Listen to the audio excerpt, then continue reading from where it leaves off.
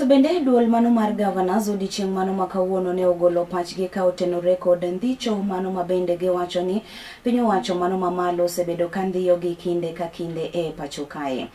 Magi timore seche mabende odiochieng' mano manyoro ne ogol chik mar mondo mi ondhi gavana mano ma kaunti ma Nairobi Johnson Sakaja mano mabende ni dwaro mar mondo mi odwok penjo e wi yono ma osebedo ka otiyo kod omenda mago mag jopiny. Number two, it's not only CPAC that oversights finances. Even CPIC, the County Public Investment Committee, also looks at the finances of counties, and we continue to appear. In fact, a lot of the other sectoral committees also question us about expenditure with respect to those sectoral with those sectors, be they health or education or agriculture, and we continue to appear. So what we are raising is the conduct of these 4 senators, which conduct is not befitting of anyone holding the high office of a senator, and it is not out of the blue that a full council of governors meeting zeroed in on that committee and on those 4 senators. What was the other question? I hope I've answered all of them. The political solution.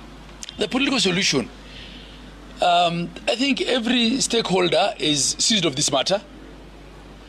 In fact, the second letter that I wrote, where I buttressed that we will not appear until we are heard, because we have a right to be heard under the Constitution of Kenya. You cannot tell us about subsidiary laws that require us to be summoned, but you are denying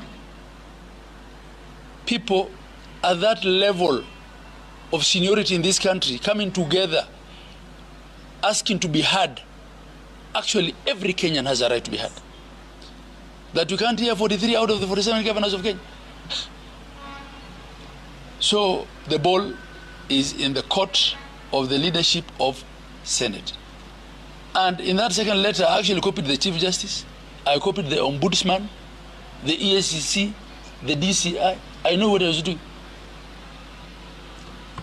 Kuna swali lingine, my friend, with respect to that matter? Yes? Saidio, yes, sir.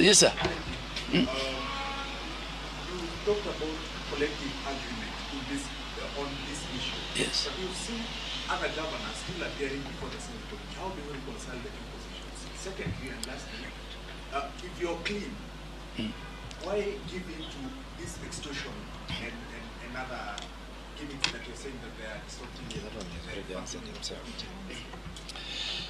Now, I said 43 out of 47 governors, which is a super majority of the council, were comfortable to append their signature to the contents of that memo.